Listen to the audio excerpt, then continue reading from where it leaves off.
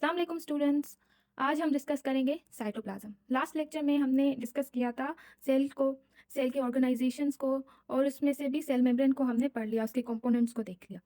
अब साइटोप्लाज्म पे आते हैं। जो फ्लूइड वाला पोर्शन है सेल का, उसको हम साइटोप्लाज्म कहते हैं।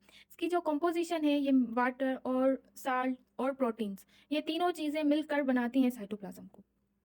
अब जोन ऑफ साइटोप्लाज्म पे आ जाते हैं। जो जोन है या दो पार्ट्स हैं, वो साइटोप्लाज्म के दो होते हैं, एंडोप्लाज्म एंड एक्टोप्लाज्म।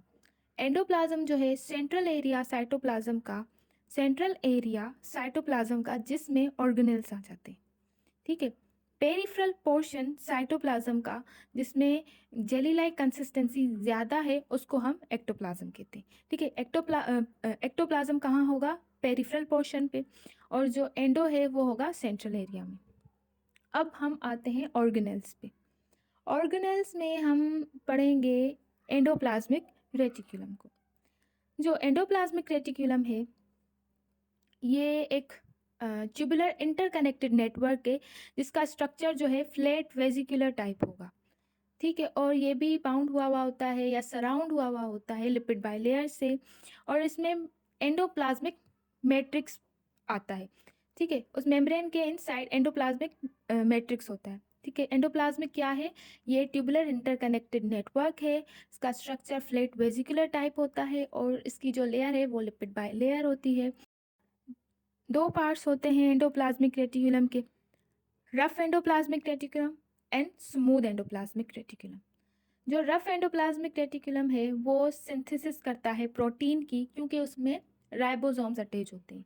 उसके सरफेस पे राइबोसोम्स अटैच होते हैं, इस वजह से वो रफ होता है और वो प्रोटीन की सिंथेसिस करता है। जो स्मूथ है वो उसमें राइबोसोम्स अटैच नहीं हुए होते, और वो लिपिड की सिंथेसिस करता है, डिटॉक्सिफिकेशन करता है और कैल्शियम को स्टोर करता है। ठीक है। स्मूथ क्या करेगा? कैल्शियम को स्टोर करेगा, लिपिड की सिंथेसिस करेगा और डिटॉक्सिफिकेशन करेगा। फंक्शन जो है एंडोप्लाज्मिक रेटिकुलम का, पहले तो ये दो हो गए कि ये एक तो प्रोटीन की सिंथेसिस करेगा, दूसरा जो है लिपिड की सिंथेसिस करेगा। और फिर जो है इसमें कुछ ऐसे एंजाइम्स हैं जो क्या करेंगे, ग्लाइकोजन को ब्रेक डाउन करेंगे।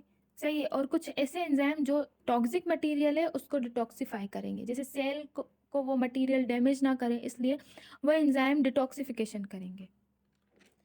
अब हम आते हैं गोल्जी अपैरेटस पे। गोल्जी अपैरेटस को गोल्जी कॉम्प्लेक्स भी कहते हैं, गोल्जी बॉडी भी कहते हैं।